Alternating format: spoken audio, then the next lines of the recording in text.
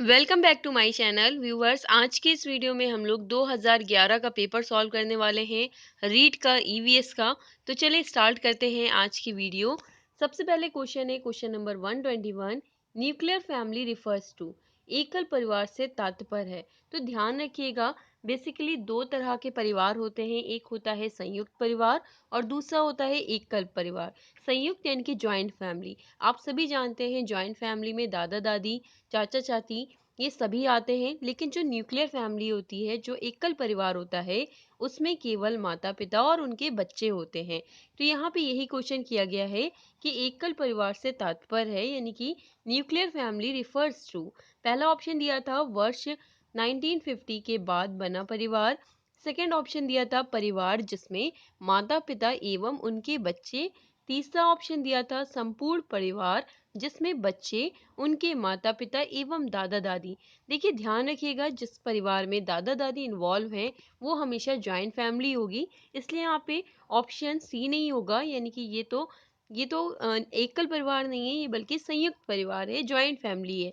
एकल परिवार हो जाएगा ऑप्शन बी, जिसमें माता पिता और उनके बच्चे आएंगे, केवल पति पत्नी नहीं, उनके बच्चे भी होंगे। तो यहाँ पे करेक्ट आंसर हो जाएगा ऑप्शन बी। क्वेश्चन नंबर 122 है tobacco addiction is due to, यानी कि तंबाकू की आदत किससे होती है। पहला ऑप्शन दिया था कोकीन से, दूसरा ऑप्शन दिया था कैफीन से। तो ध्यान रखिएगा, आपने ये देखा भी होगा, जो कैफीन होती है वो कॉफ़ी में, टी में, इन सब में पाई जाती है। कोकीन एक तरह की ड्रग है, ठीक है। सी ऑप्शन दिया था निकोटीन, यही इसका करेक्ट आंसर हो जाएगा, निकोटीन। तंबाकू का एक तरह का पौधा होता है निकोटीन, जिनकी पत्तियों को सुखाकर तंबाकू तैयार की जाती है। तो यहाँ पे करेक्ट आंसर हो जाएगा ऑप्शन सी। क्वेश्चन नंबर 123 है what are the minimum ages for marriage of boys and girls in India. यहाँ पे क्वेश्चन ये पूछे हैं कि भारत में लड़के और लड़कियों की विवाह विवाह की आयु कितनी होती है, न्यूनतम आयु क्या है। तो देखिए सबसे पहले यहाँ पे बॉय लिखा है, उसके बाद गर्ल लिखा है। तो बॉय की होती है 21 ईयर्स और गर्ल्स की होती है 18 ईयर्स। तो यहाँ पे करेक्ट आंसर हो जाएगा ऑप्शन वन। आप लोग ध्यान से देखिएगा, यहाँ पे सबसे पहले बॉय है, इसलिए यहाँ पे 21 ईयर्स वाला आप ऑप्शन चूज करेंगे।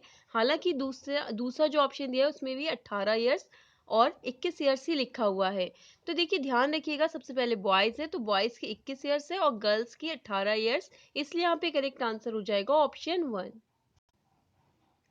क्वेश्चन नंबर 124 है main occupation of people of Rajasthan is.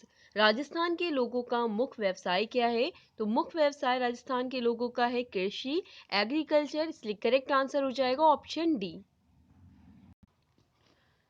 अगला क्वेश्चन है question number 125 which of the following places of Rajasthan does not have sugar factory. इनके राजस्थान के किस स्थान पर शक्कर बनाने का कारखाना नहीं है। तो यहाँ पे सबसे पहला ऑप्शन दिया था केशव राय पाटन, दूसरा ऑप्शन दिया था निम्बाहेड़ा, तीसरा ऑप्शन दिया था उदयपुर और चौथा ऑप्शन दिया था भोपाल सागर। तो यहाँ पे करेक्ट आंसर हो जाएगा option B, Nimbahera. Question number 126 है इन केस ऑफ फ्रॉड और unfair business behaviour we should log a complaint at. कह रहे हैं कि जब व्यापार में कुछ अनुचित होने लगे या फिर फ्रॉड होने लगे तो हमें किससे कंप्लेंट करनी चाहिए, हमें शिकायत कहाँ करनी चाहिए। पहला ऑप्शन दिया था कंज्यूमर प्रोटेक्शन फोरम, यानी कि उपभोक्ता संरक्षण मंच को। सेकंड ऑप्शन दिया है डिस्ट्रिक्ट हेडक्वार्टर्स, या फिर सी ऑप्शन दिया है तहसील, या फिर डी ऑप्शन दिया है ग्राम पंचायत। तो यहाँ पे करेक्ट आंसर हो जाएगा ऑप्शन वन, हमें शिकायत कंज्यूमर प्रोटेक्शन फोरम को करनी चाहिए, इसलिए करेक्ट आंसर हो जाएगा यहाँ पे ऑप्शन वन। नेक्स्ट क्वेश्चन है question number 127 how many members of Rajya Sabha are nominated by the president.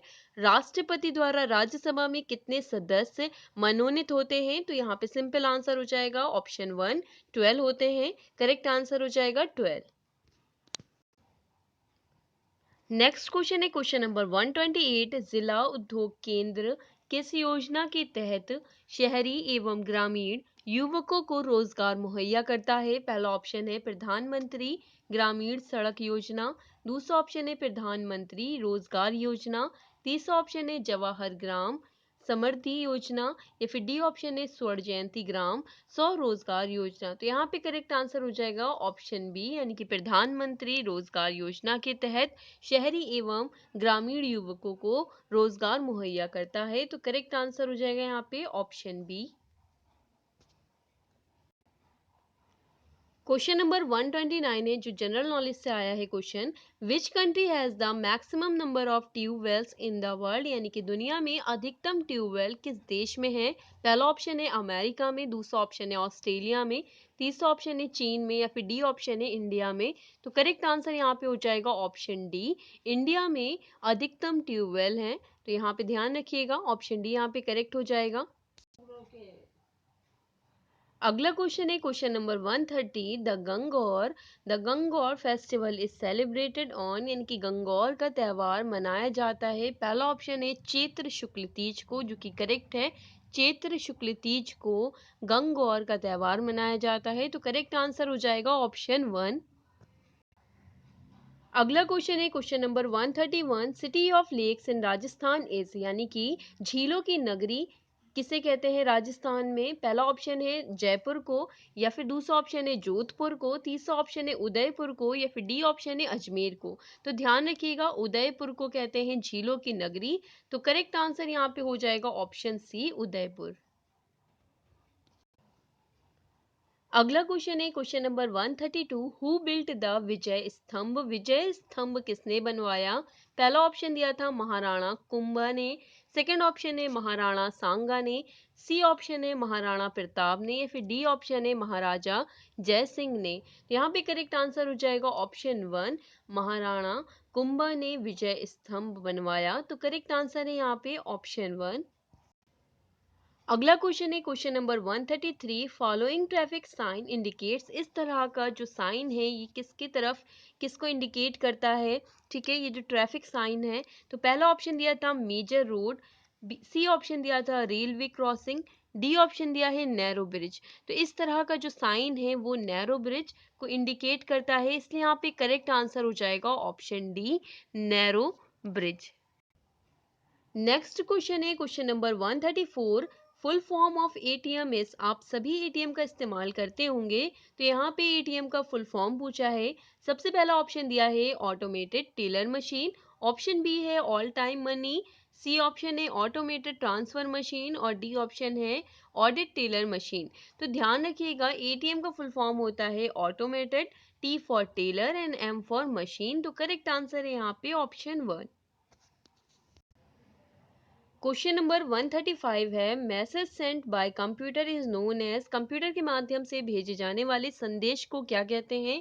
क्या उसे एसएमएस कहते हैं, या फैक्स कहते हैं, टेलीग्राम कहते हैं, या ईमेल कहते हैं। तो ये बहुत ही बेसिक क्वेश्चन है, तो यहाँ पे करेक्ट आंसर हो जाएगा ऑप्शन सी, ईमेल। अगला क्वेश्चन है क्वेश्चन नंबर 136। बायो से है ये।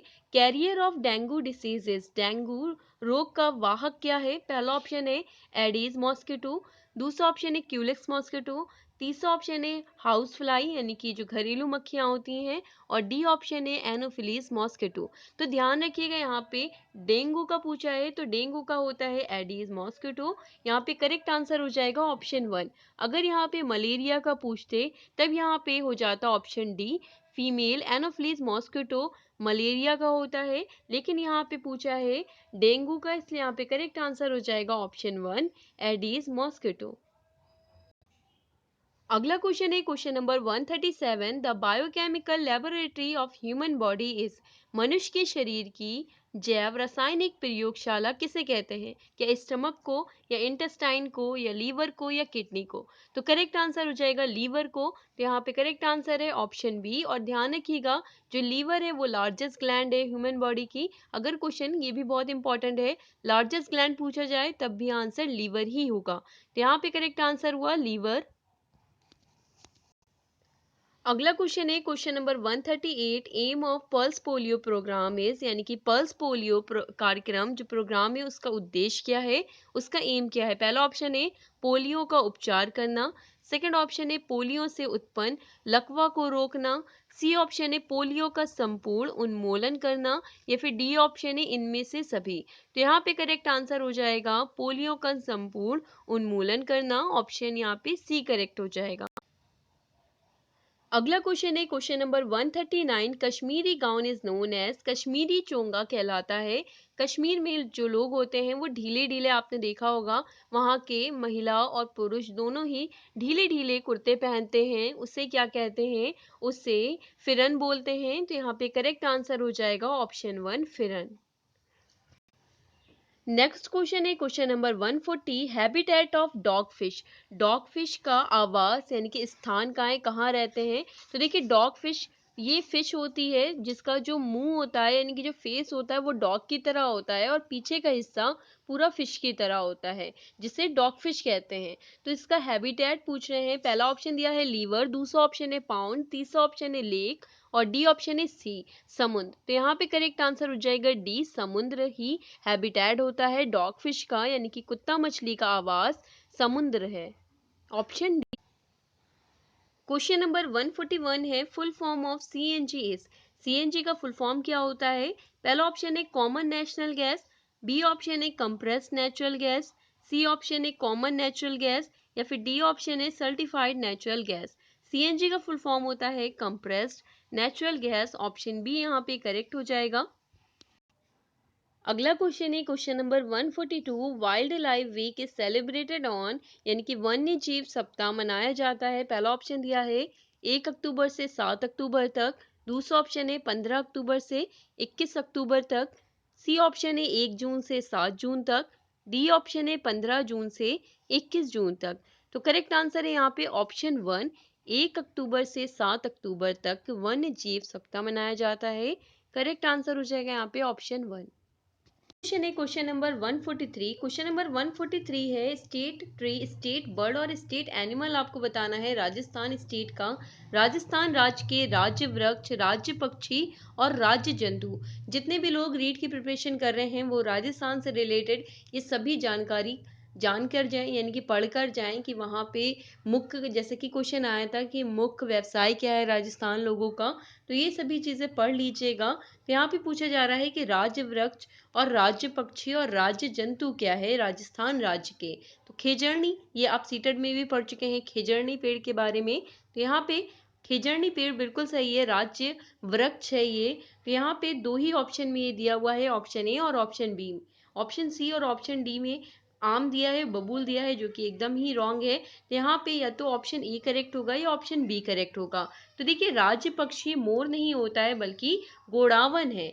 ठीक है, राज्य पक्षी गोड़ावन है और राज्य जंतु चिंकारा है। जो गोड़ावन है वो पाकिस्तान और राजस्थान में पाया जाता है, और ये सबसे भारी वजन होता है इसका। उड़ने वाले जो पक्षी होते हैं उनमें सबसे भारी वजन गोड़ावन का ही होता है। ये दिखने में भी शुतुरमुर्ग की तरह होता है। यहाँ पे करेक्ट आंसर हो जाएगा ऑप्शन 1। अगला क्वेश्चन है question number 144। In which state of matter, आप सभी ने स्टेट ऑफ मैटर पढ़ा होगा। ठीक है, यानी कि पदार्थ की अवस्था जिसमें ठोस, गैस और लिक्विड, यानी कि ठोस, गैस और द्रव, ये तीन स्टेट होती हैं। यहाँ पे पूछ रहे हैं कि किस स्टेट में सबसे कम मॉलिक्यूल यानी कि मिनिमम दूरी पर मॉलिक्यूल होते हैं। तो ध्यान रखिएगा, जैसे कि ये है सॉलिड, ये है लिक्विड और ये है गैस। जो सॉलिड होता है उसमें जो मॉलिक्यूल होते हैं वो बिल्कुल मिले मिले यानी कि बहुत ही कम डिस्टेंस की दूरी पे रखे होते हैं, एकदम जकड़े हुए होते हैं, जिससे वो सॉलिड स्टेट बन जाता है। और लिक्विड स्टेट में क्या होता है, मॉलिक्यूल थोड़े दूर दूर पे होते हैं। ठीक है, और गैसेस स्टेट में बहुत दूर पे होते हैं मॉलिक्यूल। यहाँ पे पूछ रहे थे कि in which state of matter the distance between the molecules in is minimum, यानी कि सबसे कम किस में होगी, किस स्टेट में जो मॉलिक्यूल्स होंगे वो सबसे कम दूरी पर होंगे। तो सॉलिड में जो मॉलिक्यूल्स होते हैं वो बिल्कुल यानी कि मिले मिले होते हैं, इसीलिए वो सॉलिड हो जाता है। यहाँ पे करेक्ट आंसर हो जाएगा ऑप्शन 1। अगला क्वेश्चन है question number 145। Which state is known as tiger state, कौन से स्टेट को टाइगर स्टेट के नाम से जाना जाता है। पहला ऑप्शन है राजस्थान, दूसरा ऑप्शन है वेस्ट बंगाल, सी ऑप्शन है गुजरात और डी ऑप्शन है मध्य प्रदेश। तो ध्यान रखिएगा मध्य प्रदेश को, इसलिए करेक्ट आंसर हो जाएगा यहाँ पे ऑप्शन डी। अगला क्वेश्चन है question number 146, which of the following has maximum speed. यहाँ पे पूछ रहे हैं कि किसका वेग अधिकतम है। पहला ऑप्शन है एयर, दूसरा ऑप्शन है वाटर करेंट, सी ऑप्शन है साउंड और डी ऑप्शन है लाइट। तो यहाँ पे करेक्ट आंसर हो जाएगा लाइट, ऑप्शन डी। अगला क्वेश्चन है question number 147, which energy is converted into electric energy by solar cell. Solar cell के द्वारा इलेक्ट्रिक एनर्जी में कन्वर्ट हो जाता है कौन सी एनर्जी। पहला ऑप्शन है केमिकल एनर्जी, दूसरा ऑप्शन है न्यूक्लियर एनर्जी, सी ऑप्शन दिया है सोलर एनर्जी और डी ऑप्शन दिया है मैग्नेटिक एनर्जी। तो ध्यान रखिएगा, जो धूप होती है, जो सूरज की रोशनी, जो किरणों से जो एनर्जी होती है वो ही इलेक्ट्रिसिटी में बदल जाती है। तो यहाँ पे करेक्ट आंसर हो जाएगा ऑप्शन सी। अगला क्वेश्चन है question number 148, maximum amount of gas found in air is. यानी कि हमारे एटमॉस्फेयर में सबसे ज्यादा मात्रा किस गैस की होती है। पहला ऑप्शन है ऑक्सीजन, सी ऑप्शन है हाइड्रोजन, बी ऑप्शन है कार्बन डाइऑक्साइड और डी ऑप्शन है नाइट्रोजन। ध्यान रखिएगा 78% नाइट्रोजन प्रेजेंट होता है हमारे एटमॉस्फेयर में। हमारे वायुमंडल में 21% ऑक्सीजन होता है और 1% अन्य गैसेस होता है, जिसमें कार्बन डाइऑक्साइड की जो मात्रा होती है वो होती है 0.03%। और ऑर्गन कितना होता है, जो ऑर्गन गैस होती है वो 0.93% होती है। इस बात को ध्यान रखिएगा। यहाँ पे पूछा जा रहा है मैक्सिमम अमाउंट, तो सबसे ज्यादा नाइट्रोजन होता है 78%, इसलिए यहाँ पे करेक्ट आंसर हो जाएगा ऑप्शन डी।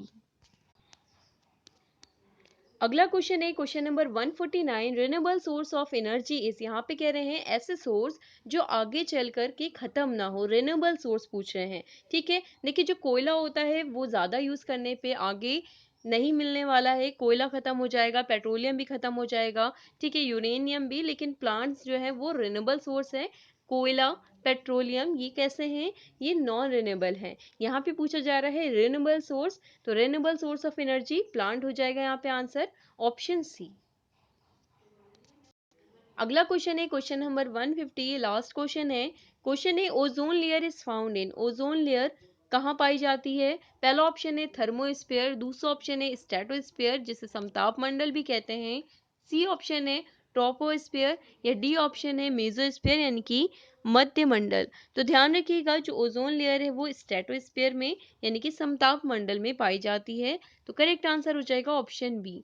आज की वीडियो में हम लोगों ने 2011 का पेपर सॉल्व किया है। आई होप आपको वीडियो अच्छी लगी होगी, आपके लिए हेल्पफुल रही होगी। वीडियो अच्छी लगे, आपके लिए हेल्पफुल रहे तो लाइक शेयर सब्सक्राइब जरूर कीजिएगा। मिलते हैं आपसे नेक्स्ट वीडियो में एक नए टॉपिक के साथ।